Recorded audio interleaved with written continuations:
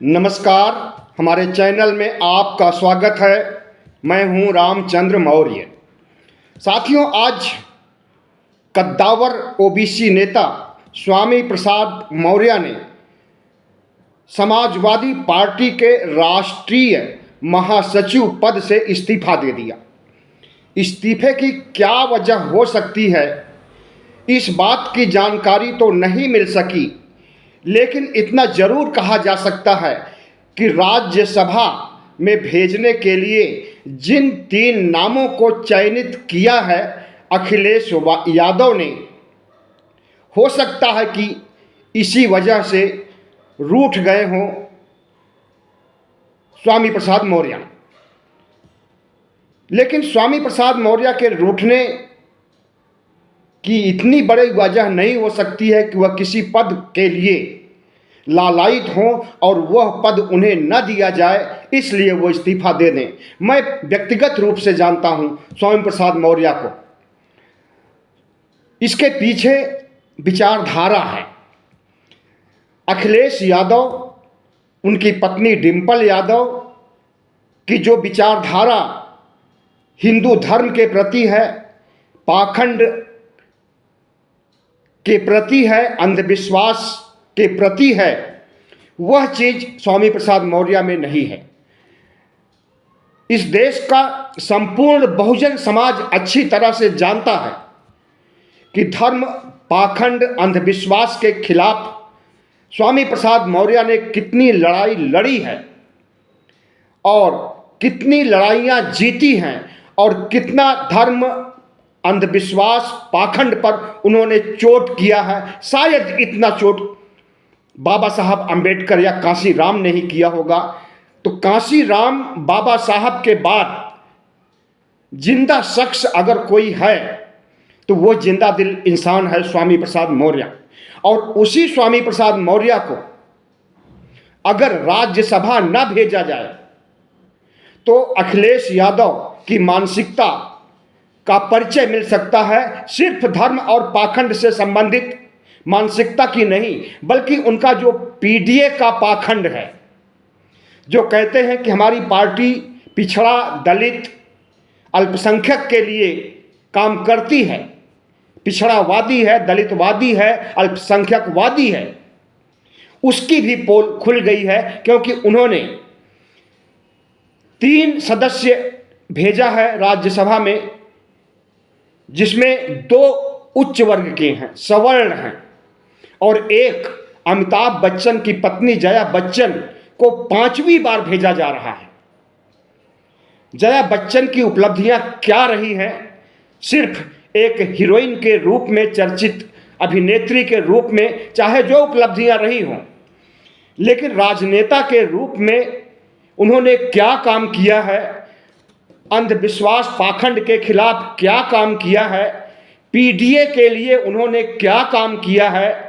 पिछड़ा, दलित, अल्पसंख्यक के हितों को साधने के लिए जया बच्चन ने क्या किया है? समझ से परे है, शायद आपकी समझ से भी परे होगा। अगर स्वामी प्रसाद मौर्य राज्यसभा जाते तो जिस तरह से समाज में और हिंदू धर्म के पाखंड, अंधविश्वास के खिलाफ बेबाकी से अपनी बात रखते हैं, उसी तरह से समाजवादी पार्टी की तरफ से राज्यसभा में प्रतिनिधित्व करते जनता का और मोदी सरकार की धज्जियां उड़ा देते।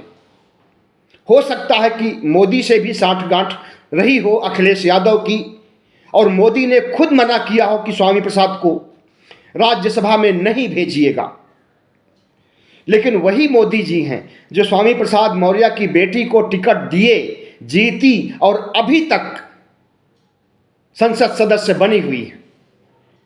और मैंने सुना है कि राम मंदिर भी गई थी, वहां पर पूजा पाठ भी किया। लेकिन आज हम बात संघमित्रा की नहीं करेंगे। आज हम बात करेंगे अखिलेश यादव की पीडीए की मानसिकता की। अगर उन्हें पिछड़ा, दलित, अल्पसंख्यक उनकी राजनीति का केंद्र बिंदु है, तो स्वामी प्रसाद मौर्य जैसे पिछड़े नेता को उन्होंने राज्यसभा क्यों नहीं भेजा? सवाल नंबर 1। पीडीए के प्रति उनकी प्रतिबद्धता है तो क्यों 2 सवर्णों को राज्यसभा भेजा गया? मौखिक रूप से कहने के लिए पीडीए का नाम लेते हैं और जब टाइम आता है कि पीडीए को उनका हक अधिकार दिलाया जाए, उन्हें मंत्री, सांसद और विधायक बनाया जाए, तो ऊंची जातियों को बना दिया करते हैं। अखिलेश यादव ने रामजी लाल सुमन, जो कि एक दलित नेता है, बहुत पुराने नेता हैं, उन्होंने पहली बार 1977 में इमरजेंसी के समय चुनाव लड़ा था और जीता था लोकसभा का जनता पार्टी की ओर से। तब से अब तक कई बार चुनाव लड़े और जीते हैं, हारे भी हैं। एक थके हुए, बुझे हुए पर्सनालिटी को आप राज्यसभा भेज रहे हैं, जो राज्यसभा में सिर्फ गिनती पूरी करने जा रहा है, और एक फायर ब्रांड नेता, ओबीसी, एससी, एसटी के हकों की बात करने वाला नेता, और सबसे बढ़कर के हिंदू धर्म के पाखंड, अंधविश्वास के खिलाफ बोलने वाले नेता स्वामी प्रसाद मौर्य को आप नजरअंदाज कर जाते हैं। आलोक रंजन आईएएस ऑफिसर रह चुके हैं, मुलायम सिंह यादव के बहुत नज़दीकी थे, तो मुलायम सिंह यादव की नज़दीकी की वजह से इन्हें राज्यसभा भेजा जा रहा है। ब्यूरोक्रेसी में रहे हैं आलोक रंजन, सियासत की इन्हें कितनी जानकारी है कुछ नहीं कहा जा सकता, लेकिन एक नया नाम उभर करके सामने आया है जिसके बारे में पिछड़ा समाज, दलित समाज, अल्पसंख्यक समाज जानता भी नहीं होगा। ऐसे नाम को उठा करके आप राज्यसभा भेज रहे हैं, और एक ब्यूरोक्रेट रह चुका व्यक्ति मोदी सरकार की बखिया कैसे उधेड़ सकता है? जया बच्चन 5वीं बार, और जया बच्चन और उनके पति अमिताभ बच्चन, अभिषेक बच्चन, ऐश्वर्या बच्चन, जितने भी बच्चन हैं, हमने कभी नहीं देखा है कि पिछड़ों दलितों की आवाज इन्होंने उठाई हो। हमने कभी नहीं देखा है कि मोदी के अलावा किसी और नेता के साथ इनका कोई रिश्ता रहा हो। नरेंद्र मोदी के साथ अमिताभ बच्चन खड़े हैं आज भी, और राम मंदिर में प्राण प्रतिष्ठा के समय भी पूरे परिवार के साथ दल बल वहां गए थे। तो ऐसे लोगों को भेजा जा रहा है जो अंधविश्वास, पाखंड में विश्वास रखते हैं और ब्यूरोक्रेट रहे हैं, और उस ब्यूरोक्रेट रहते हुए मुलायम सिंह के समय में सचिव रहे हो, अखिलेश यादव के समय में संवैधानिक पद पर तो नहीं लेकिन ब्यूरोक्रेसी के प्रमुख जरूर रहे हैं। हम नहीं कहते हैं कि आलोक रंजन को नहीं भेजना चाहिए, हम यह भी नहीं कहते हैं कि जया बच्चन को नहीं भेजना चाहिए। अगर ज़्यादा पद होते तो इन दोनों लोगों को भेजा जा सकता था, लेकिन अभी की नजाकत को, वक्त की नजाकत को देखते हुए स्वामी प्रसाद मौर्य को भेजना बहुत जरूरी था। जितना काम ये तीनों नेता नहीं कर पाएंगे, रामजी लाल सुमन, आलोक रंजन, जया बच्चन, उसका 3 गुना काम संसद में जनता की आवाज़, पिछड़ों दलितों की आवाज़ उठाने, अंधविश्वास, पाखंड के खिलाफ आवाज़ उठाने का काम स्वामी प्रसाद मौर्य करते, लेकिन उन्हें नहीं भेजा गया।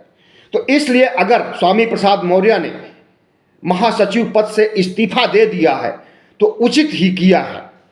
और स्वामी प्रसाद मौर्य एक ऐसे कद्दावर नेता हैं, और हम तो समझते हैं कि मौर्य समाज ही नहीं बल्कि पिछड़े समाज के, संपूर्ण पिछड़े समाज के सबसे बड़े कद्दावर नेता स्वामी प्रसाद मौर्य हैं। और बहुजन समाज में दलित, आदिवासी, ओबीसी आज जितना स्वामी प्रसाद मौर्य को जानता है उतना तो अखिलेश यादव को भी नहीं जानता है। रामजी लाल सुमन, आलोक रंजन, जया बच्चन की बात दूर। स्वामी प्रसाद मौर्य एक ऐसी पर्सनालिटी हैं, न सिर्फ नेता हैं बल्कि एक सामाजिक क्रांतिकारी योद्धा भी हैं, लड़ना भी जानते हैं। और जिस समय उन्होंने रामचरितमानस के खिलाफ आवाज उठाई थी, रामचरितमानस में निहित ऐसी पंक्तियों को हटाने की मांग किया था, उस समय इनके खिलाफ पूरा ब्राह्मण वर्ग, संत महंत शंकराचार्य सारे के सारे इकट्ठा हो गए थे और इनका सिर काटने, इनका हाथ काटने, पैर काटने, जीभ काटने की बात कर रहे थे। हम समझते हैं कि जितना ब्राह्मण समाज में प्रतिक्रिया स्वामी प्रसाद मौर्य की हुई है और जिन रूपों में स्वामी प्रसाद मौर्य को गलत ठहराने की कोशिश किया है ब्राह्मण समाज के लोगों ने, सवर्ण समाज के लोगों ने, इतना बड़ा निशाना आज तक किसी को नहीं बनाया होगा।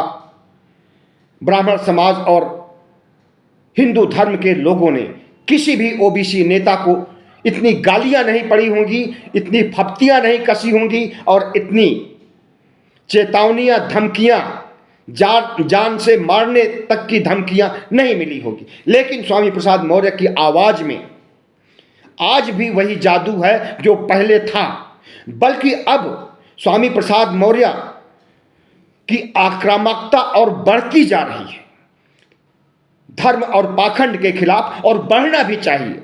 हमें लगता है कि बाबा साहब डॉक्टर भीमराव अंबेडकर के बाद जितना स्वामी प्रसाद मौर्य ने बहुजनों में अलख जगाने का काम किया है, अंधविश्वास पाखंड से मुक्त किया है बहुजन समाज को, और कर रहे हैं, करेंगे भी, उतना शायद किसी ने नहीं किया है। कांशीराम जरूर दलितों के मसीहा थे, दलितों के ही नहीं, ओबीसी, एससी, एसटी सबके मसीहा थे, और उन्होंने भी बहुत चोट किया है। लेकिन उन्होंने जितना राजनीतिक सोशल इंजीनियरिंग पर काम किया है उतना धर्म और पाखंड के खिलाफ नहीं काम किया है। उनके खिलाफ कभी भी कोई फतवा नहीं जारी किया ब्राह्मण समाज ने, उनके खिलाफ कभी किसी साधु संत महंत ने कोई फतवा नहीं जारी किया और उन्हें जान से मारने की धमकी नहीं दिया था।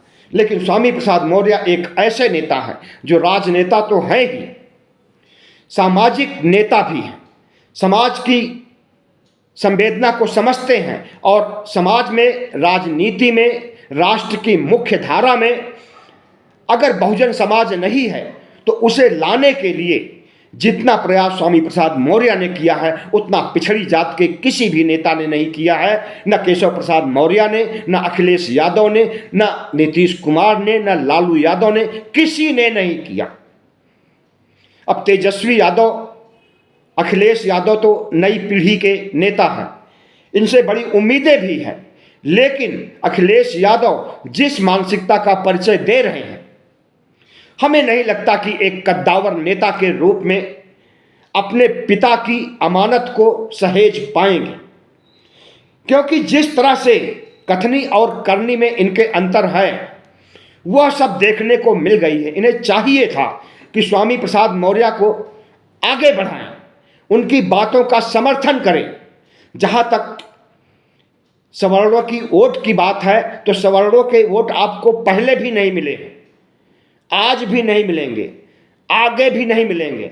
सवर्णों की पार्टी सिर्फ भारतीय जनता पार्टी है, और अगर 1-2% सवर्णों के वोट आपको मिल जाते हैं तो उसके लिए आप पूरे सवर्ण समाज को कंधे पर उठा लीजिए और उन्हें राज्यसभा भेजिए, उन्हें प्रमोट कीजिए, उन्हें फायदा पहुंचाने का काम कीजिए। तो ये तो पीडीए के साथ सरासर इंसाफी है।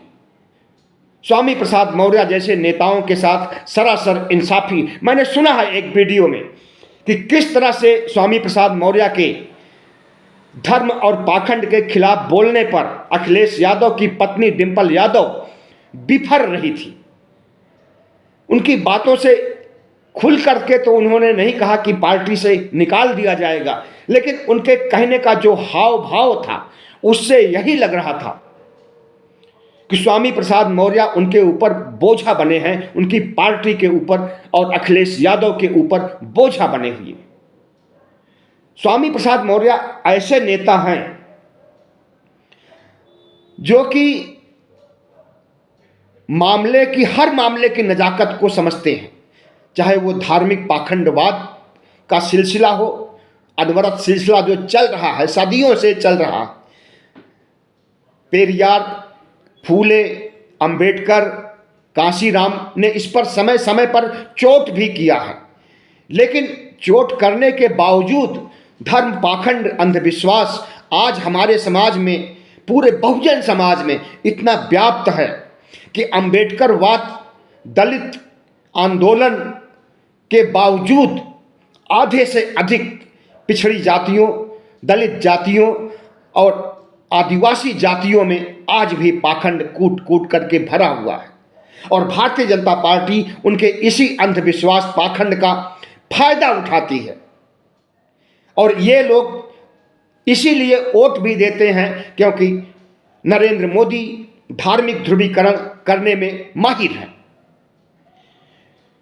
लेकिन अब आंखें खुल रही हैं। स्वामी प्रसाद मौर्य का प्रयास इसमें मील का पत्थर साबित हो रहा है। सोशल मीडिया पर देखिए तो स्वामी प्रसाद मौर्य के कसीदे पढ़े जाते हैं ओबीसी, एससी, एसटी के सोशल मीडिया पर विद्यमान लोगों के द्वारा। जो भी पढ़ा लिखा समझदार व्यक्ति है वो स्वामी प्रसाद मौर्य का समर्थन करेगा, और जो गंवार, नालायक और सोने वाला, सदियों से सोने वाला, गुलामी को झेलने वाला और उसे बरकरार रखने वाला इंसान है, वह नरेंद्र मोदी की तरफ जरूर ध्यान देगा। लेकिन इसमें गलती उनकी नहीं है। इतने गंवार, जाहिल, अशिक्षित बना दिए गए हैं सत्ता के द्वारा कि उन्हें भगवान, ईश्वर और धर्म के अलावा कुछ दिखता ही नहीं। और जो धर्म, भगवान, ईश्वर, राम, पाखंड की बात करता है उसके साथ हो लेते हैं। और देखिएगा, अगर भारतीय जनता पार्टी की लोकसभा चुनाव में जीत होती है तो वो पिछड़ी जातियों, दलित जातियों, आदिवासी जातियों के वोट से ही होगी। 2019 में हम दलित जातियों की बात नहीं कर रहे हैं, आदिवासियों की भी बात नहीं कर रहे हैं, ओबीसी की बात कर रहे हैं। ओबीसी में क्रीमी लेयर की बात हम नहीं कर रहे हैं। अति पिछड़े जो ओबीसी हैं, इनका 44% वोट प्रधानमंत्री नरेंद्र मोदी को गया था। अगर यही 44% अखिलेश यादव, लालू यादव, नीतीश कुमार को छोड़िए, उसका तो गलती से मुंह से, जुबान से बात निकल आई, ओबीसी नेता है इसलिए। अगर इन लोगों को वोट देते तो शायद नरेंद्र मोदी दूसरी बार ही प्रधानमंत्री नहीं होते। और राम मंदिर के मुद्दे पर अगर ओबीसी समाज की आंखें नहीं खुलेगी तो इस बार भी अगर वही 44% वोट बीजेपी को जाएगा तो तीसरी बार उसकी सरकार पक्का बन जाएगी। और उसकी वजह भी है क्योंकि इंडिया गठबंधन को नरेंद्र मोदी ने इतना भोथरा कर दिया है, इतना कमजोर कर दिया है, इतना जर्जर कर दिया है कि इंडिया गठबंधन अकेले सरकार बना पाने में पसीने छूट जाएंगे। लेकिन कुछ नहीं कहा जा सकता है कि राजनीतिक समीकरण कब बदले, कब राजनीतिक हवा उल्टी चलने लगे और कब एक चमत्कार हो जाए। इंडिया जीत भी सकता है क्योंकि प्रधानमंत्री नरेंद्र मोदी के प्रति लोगों में जो नफरत है, बेरोजगारी की वजह से, गरीबी की वजह से, जहालत की वजह से, खराब इंफ्रास्ट्रक्चर की वजह से, तमाम हुई कोरोना के दौरान मौतों की वजह से प्रधानमंत्री नरेंद्र मोदी के प्रति जनता में वह रुझान नहीं है जो 2014 और 19 में था। लेकिन प्रधानमंत्री नरेंद्र मोदी एक सोशल इंजीनियरिंग में माहिर नेता है। उन्होंने राज्यसभा चुनाव के लिए उत्तर प्रदेश से जिस तरह से सोशल इंजीनियरिंग का परिचय दिया है वह परिचय अखिलेश यादव नहीं दे सके हैं। सुधांशु त्रिवेदी को भेजा है भारतीय जनता पार्टी ने राज्यसभा में, जो कि एक राज्यसभा सदस्य पहले से है। और अगर स्वामी प्रसाद मौर्य धर्म, पाखंड, अंधविश्वास के खिलाफ लोगों को जगाने का काम करते हैं तो ये सुधांशु त्रिवेदी धर्म, पाखंड और अंधविश्वास में लिप्त रहने की बात करता है। गलत गलत उदाहरण, गलत कोड करके यह लोगों को भरमाता है और अपने को एक बहुत बड़ा धर्म विशेषज्ञ समझता है।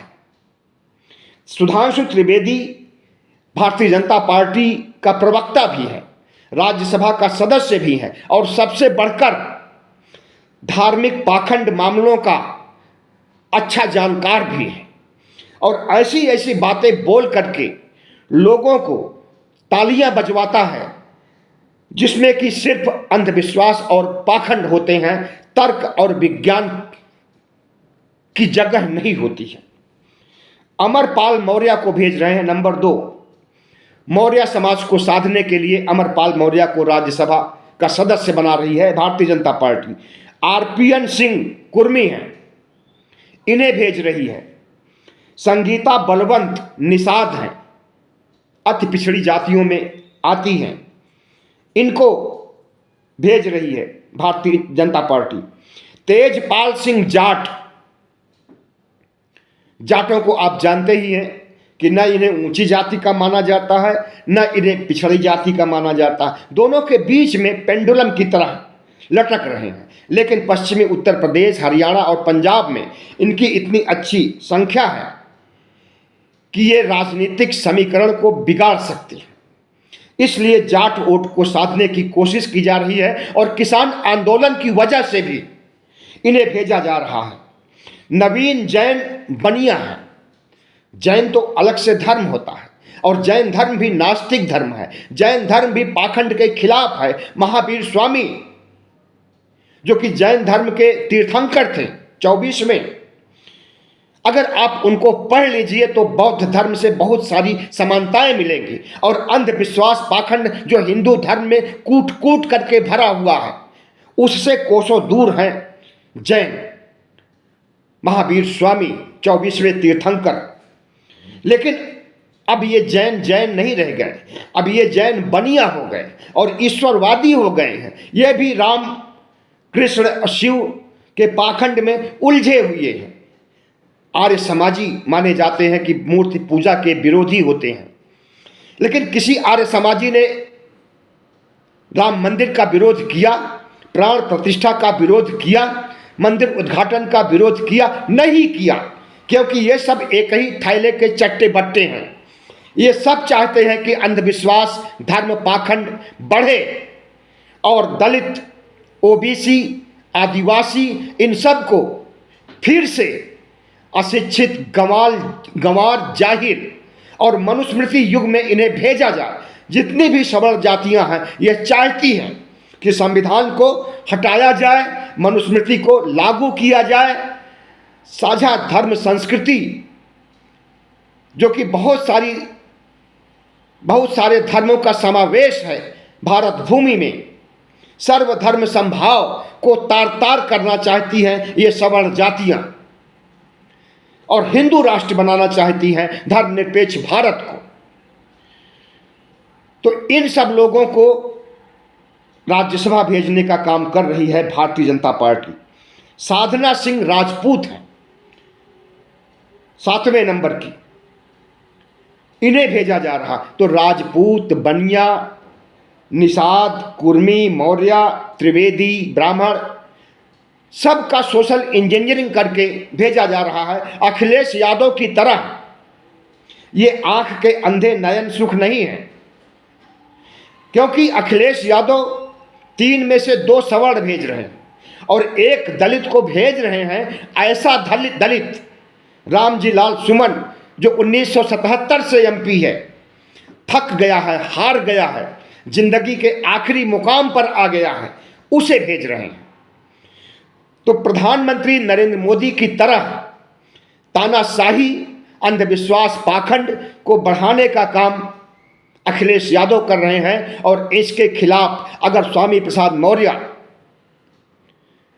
समाजवादी पार्टी के महासचिव पद से इस्तीफा दे देते हैं तो यह स्वागत योग्य है। और एक बात और, स्वामी प्रसाद मौर्य का समर्थन करना चाहिए बहुजन समाज के हर एक व्यक्ति के द्वारा, जिनकी आंखें खुल गई हैं, जो लोग समझदार हो गए हैं, जो लोग प्रगतिवाद, विज्ञानवाद और तर्क के साथ चलना चाहते हैं, तर्क के साथ, विज्ञान के साथ जीना चाहते हैं, उन्हें स्वामी प्रसाद मौर्य का समर्थन करना चाहिए। वह किसी भी जाति के हो, किसी भी धर्म के हो, किसी भी समुदाय के हो।